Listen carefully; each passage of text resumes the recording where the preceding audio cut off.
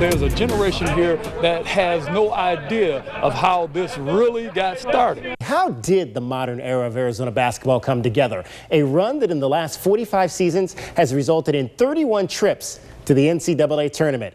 It starts with head coach Fred Snowden. Fred Snowden was an assistant coach from the University of Michigan who was hired at U of A by athletics director Dave Strack in 1972 to usher in the beginning of the McKale Center era. Coach came in and his first words to the press was he would win immediately. Had he not won immediately, we would have been on the 8-10 to Yuma.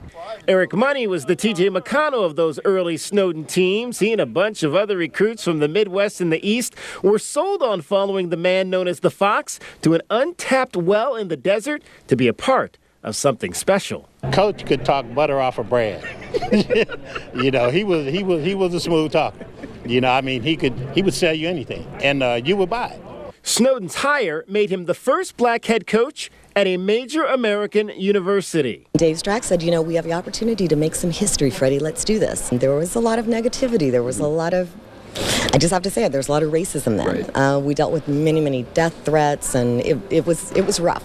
But it was a move that allowed Snowden to open the door for others who looked like him to succeed. The message was, come make history. Next thing you know, George Raveling is at Washington State, and John Thompson's at Georgetown, and John Chaney's at Temple. My father, you know, was a pioneer. He knew this was something really important to do, that he could leave a legacy.